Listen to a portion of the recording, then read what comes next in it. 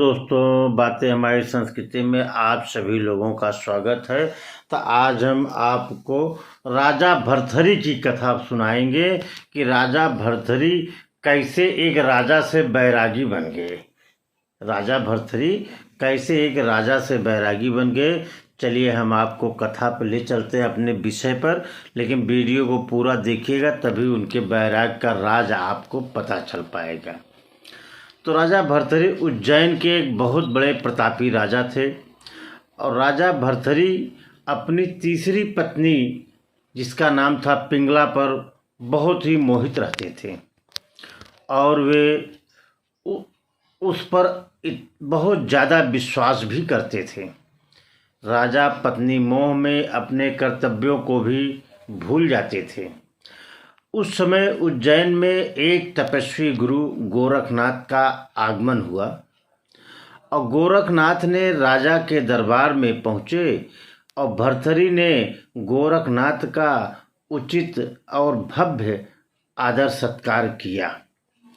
इससे तपस्वी गुरु बहुत प्रसन्न हो गए और प्रसन्न होकर गोरखनाथ जी ने राजा को एक दिव्य फल दिया और कहा कि यह फल जो खाएगा इसकी कुछ विशेषता है कि यह फल जो खाएगा वह सदैव जवान बना रहेगा, कभी बुढ़ापा उसकी ज़िंदगी में नहीं आएगा और उसकी सुंदरता भी हमेशा बरकरार रहेगी।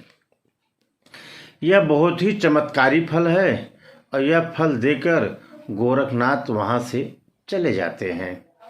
राजा ने फल लेकर सोचा कि उन्हें जवानी और सुंदरता की क्या ज़रूरत है, क्योंकि वो एक राजा थे और राजा अपनी तीसरी पत्नी पर बहुत ही ज़्यादा विश्वास करते थे, बहुत ही ज़्यादा उस पर मोहित रहते थे।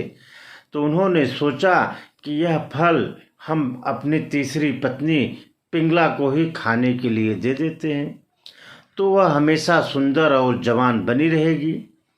यह सोचकर राजा ने पिंगला को वह फल दे दिया और रानी पिंगला भर्तृहरि पर नहीं बल्कि रानी पिंगला को जब उन्होंने दे दिया तो रानी पिंगला ने सोचा कि चलो ठीक है, मिल तो गया है।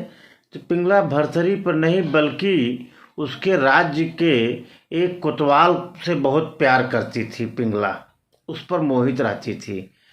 तो वह यह बात राजा नहीं जानते थे कि पिंगला कोतवाल से बहुत मोहित रहती है।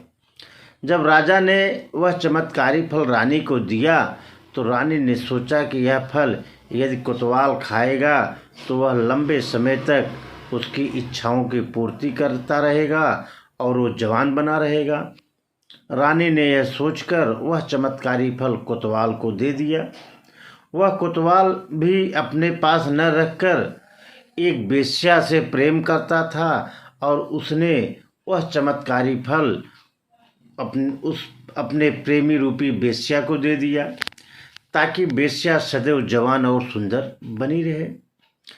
वेश्या ने सोचा कि यह फल अगर हम खा लेते हैं तो हमेशा हम जवान और सुंदर बने रहेंगे, तो उससे वह गंदा काम हमेशा उसका व्यभिचार खराब होता रहेगा और नरक के समान जीवन से मुक्ति भी नहीं मिलेगी। तो इस फल को सबसे ज़्यादा ज़रूरत तो हमारे राजा को है और राजा हमेशा जवान रहेंगे, स्वस्थ रहेंगे, सुंदर रहेंगे लंबे समय तक, तो प्रजा की सभी सुख सुविधाओं को ध्यान देते रहेंगे। यह सोचकर उसने वह चमत्कारी फल राजा को दे दिया।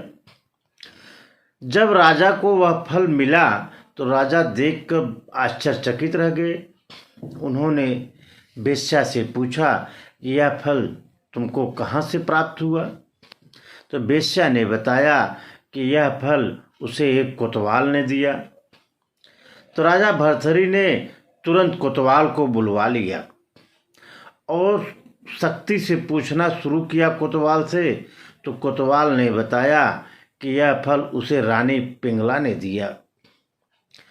जब भर्तृहरि को पूरी सच्चाई मालूम हो गई तो वह समझ गए कि रानी पिंगला ने उसके साथ धोखा कर रही है।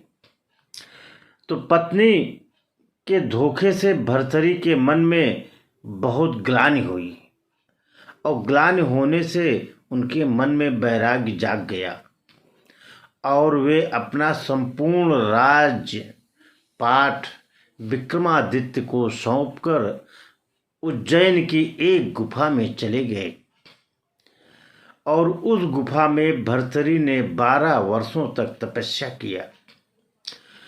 उज्जैन में आज भी राजा भर्तृहरि की गुफा दर्शनीय स्थल के रूप में स्थित है।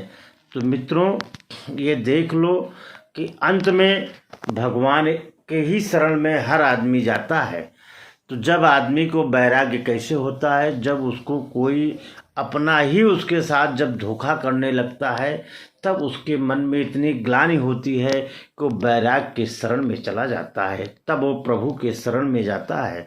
तो अगर ये जानकारी आपको अच्छी लगी हो तो हमारे वीडियो को शेयर सब्सक्राइब जरूर कर लीजिएगा। धन्यवाद।